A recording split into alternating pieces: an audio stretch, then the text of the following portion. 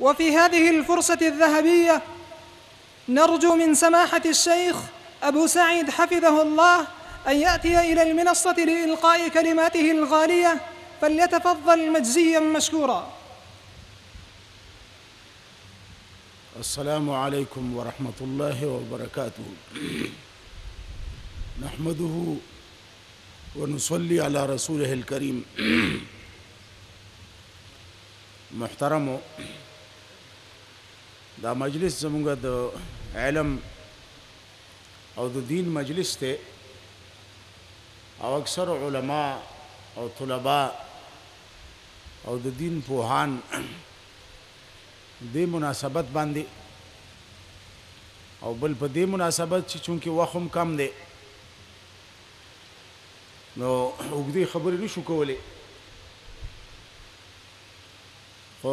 دو خبرو اراده وه، خو د وخت د کموالي د وجې وګورو چې د یو خبره کې لږ تفصیل وکړو. هغه دا د دې مجلس متعلق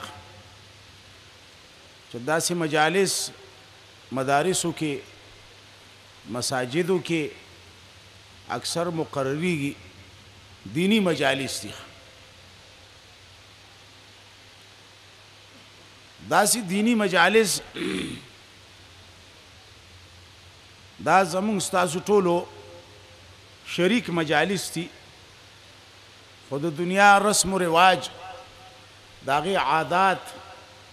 هغه ممکن راننوتي دي. نو په هغې مناسبت سره مونږه دینی مجالس، هغه مجالس چې هغه په جامعاتو کې وي، چې هغه د مسلمانانو یو مشترکه ځای دی، هغه مساجد چې هغه د مسلمانانو دپاره یو مرکزی مقام دی او یو مرکزی حیثیت لري، هغې باندې هغه د دنیا رنګ چړاو شو چې داسې مجالسو کې هله شرکت کوو چې دعوت ملو شوي. هلکې دا بعضې مجالس دینی مجالس خپله قرآنی او د سنتو تعلیمات حدیثو تعلیمات مونږ ته داسې دي چې داسې مجالسو کې دعوت شخصی ته ضرورت نشته، دا عام دعوت وي. هغه د دنیا عادات رسم و رواج هغه مونږ باندې غالب شوي دي. مقررین هم هغه راځي چې چاته دعوت ملو شوی دی، او سامعین هم اکثر هغه راځي چې هغې ته دعوت ملو شوی. هلکه ته ولې فلانکې اجتماع کې نه وې؟ یار وایي مونږ ته دعوت نه وخه. مشهور حدیث تاسو بار بار اورېدلی دی، عزیز خپله مونږ ته راکړي، نور قرآني آیتونه احادیث دا خپله مونږ ته د هغې د ذکر کولو ضرورت نشته. صرف تنبیهن مې درته دا خبره ذکر کړله چې دلته کې حاضرین دواړه قسمه، که هغه سامعین دي نو هغې هم د دعوت په تمه دي، که دعوت میلو شو لړ بشم او که میلو نه شو لړ بشم. هلکه داسې دنیایي مجلس خو نه دی، او نه څه د واده او د طعام مجلس دی چې ته به خامخا په دعوت ځې. قرآن او سنت مونږ ته دا تاکیدات راکوي چې داسې مجالسو کې شرکت وکړې، په دې کې ستا د دین خیر دی، ورسره د دنیا خیر هم کله کله طبعا راشي. نو دا خبره څه په بل خوا روانه شوله. پکار دا دي چې په داسې مجالسو کې مونږ خپل هم شرکت کولی، نور له هم دعوت ورکولی. خو دعوت یو کني الله او د الله رسول مونږ له دعوت راکړی دی، نو د بل چا دعوت ته څه ضرورت دی؟ آیا د الله او د الله د رسول دعوت مونږ دعوت نه ګڼو؟ او چا چې د دې مجلس اهتمام کړی دی د هغه دعوت ګڼو؟ ټیک د ده دعوت هم دعوت دی، خو د دې نه مخکې په داسې مجالسو کې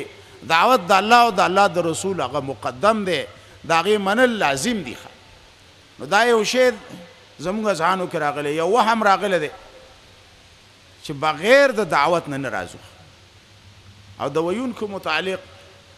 شیخ غلام الله حفظه الله هغه اکثر وی،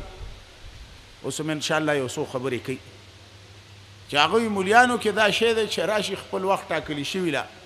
او بیا ځي د بل خبرې ته غوږ نه ږدي. هلکه د بل خبر ته ولې غوږ نه ږدي قتل لحاظ د دینا د داسې مجالسو متعلق چې د دې فضایل تاسو هر وخت کې اورئ چې دینی مجالسو څومره فضایل دي دې کې کو یو سړی اس فایده علمی حاصل نه کی نوې خبره وانه اوري ځکه نوې خبر به څه اوري مونږ اکثر وایو اکثر بعضی مرګري هغه زاړه عاداتو باندې یا د دغه نورو اغیارو نه د عادت اغستلو په بنا باندې سټیج سیکریټي आवाज کوي بیان کوونکو ته یره فلانی براشي اوس به د خپل خیالاتو اظهار وکړي نالک موږ هغه خلک یو چې موږ د خپل خیالاتو اظهار نه کوو نو خپل خیالات نه د بل خیالات اوروخه خالص د قران او سنت مجلس ته خالص قران او سنت طرف ته دعوت ته خیالات خود ته نه چلیږي کله څوک یې نوې خبره وکړو څوک راشي نوې خبره به وارم څوک تاسو کې څه نوې خبره شته موږ سره نوې خبرې نشته نه داسې مجالسو کې نوې خبرې هغه لوستل کېږي خالص د قران او سنت خبرې او ټولې زړې دي نو کو یو سړی عالم دی او هغه ویره زسله کې نه مس استفاده نشم کولی نو دا د کم فهمي به ته وایو کم ظرفي به ته وایو چې دته د مجلس هغه اهمیت نه دی معلوم چې داسې مجالسو کې امام بخاری رحم الله یا قرآنی ارشادات نور احادیث ډیر زیات دي کنه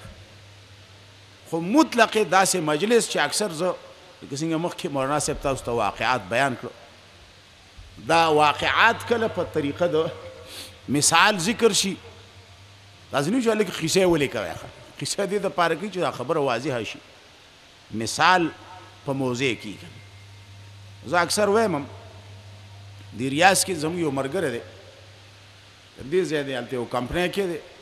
قرآن کریم درس کوي نو هغه درس کوي پښتو کې کله کله اردو کې مو کې کمپنی کې مختلف جبو والا خلک اکثر چونکه پښتونو مرګریم پښتانه ډیرو پښتو کې به وته درس کوي ناغوی زما یو مشرو عربیو اجما به درس شروع کا بم ناستو نو ما وته یو روز وی چې ته پکې ولې کې نه ته خو زموږ په خبرو نه پوهیږي نو ته دلته څه ته ناسته هغه ماته او خاندل او ماته ته خو ناشنا سړی ته ځان ته عالم هم وې آیا په دې مجلس کې صرف هم دا یو فایده ده چې څوک بنوي خبر ووري او هغه بس دکی د دې مجلس خو ډیر فواید دي یو فایده پکې دا ده چې دې مجلس کې اسی چا شرکت وکړو الله په رحم کې دغه حدیث هغه وګد حدیث ته تاسو بار بار اوردل صرف تنبیه مې درکړل نو دا سامعین یا وینا کون کی خطبا بیان کون کی صرف چې د مجلس کې حاضریو کی نو کو هغه مجلس کې داسې اشیاوی چې بغیر د دعوت نه داغه استعمال نه دی پکار بالفرض ته دعوت نه دی ورکړل شوی خوراک دی نه کوي چې کله خاص دعوت وي خو هغه کوم دینی پهلو داغه چې داغه دعوت الله ورکړی دی او داغه خیرونه الله تقسیموي ناغه سامعین ته پاغ نیت باندې راتل پکار دی وینکتم ماتو شیخ حفظ الله بار بار دا وی چې کوم بیان کون کې راغه یا د ته وخت ملو شو او یا وخت ملو نشو چونکه بار بار تاسو ګوره الحمدلله موږ بار بار په دې باندې شکر ادا کول پکار دي چې بیان کون کې ډیر دي علما ډیر دي نو وخت کم وی مجالسهم کم دي وینا کون کې ډیر دي چاته وخت ملو شي چاته نه ملاويږي چاته لګ ملو شي چاته ډیر ملو شي دا د خفغان خبرې نه دي د مجلس کې خالص مخلص د الله د پاره د دین د پاره حاضری کول پکار دي نو بیا موږ الحمدلله مرګري ډیر یو هر قسم مرګري موږ کې ډیر دی او د مقام کې موږ مرګري هغه نوینو دا ډیر د افسوس مقام دی ډیر د حسرت خبره ده چې زمون خبرو کې هغه خبره راشي چې هغه د قران او سنت نه خلافي یا زمون په مجالسو کې هغه عادت راشي چې د دنیا والو د عادات وي او موږ دعوت د قرآن او سنت کو دا زموږ د شان سره نه ښایيږي. دویم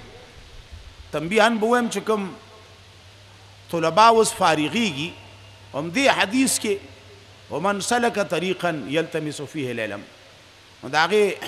بدله الله فرمایي چې سهل الله به طریقا الی الجنه. بار بار تاسو واورېدل بیاناتو کې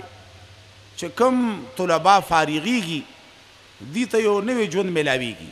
دې ته یو نوې ذمواري میلاویږي. خو دا هیڅ کله دا نه دی چې هغه زړه خبره ختم شو اوس نوې خبرې داسې نشته دی. کومه زړه خبره چې د طلب د علم وه هغه به تر آخره پورې تر آخري سلګو پورې به تر مرګه پورې به ټیک ده. هیئت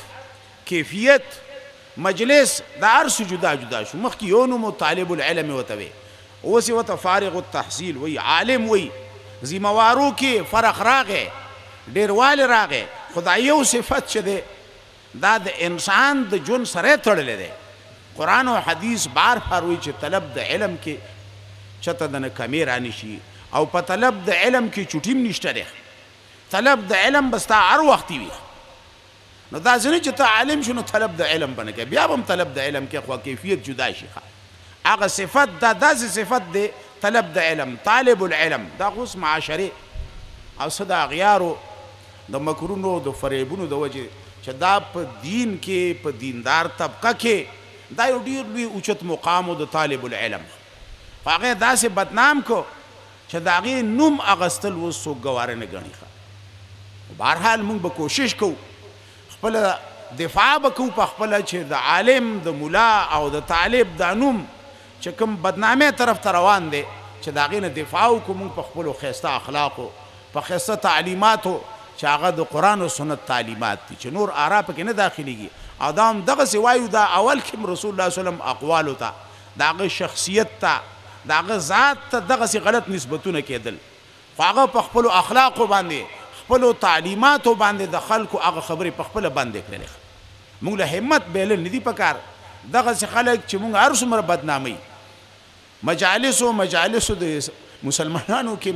هغه اثر اخلي او د بدنامۍ سبب جوړیږي. خو موږ به د دې دفاع کوو انشاءالله. هذا واخر دعوانا الحمدلله رب العالمین.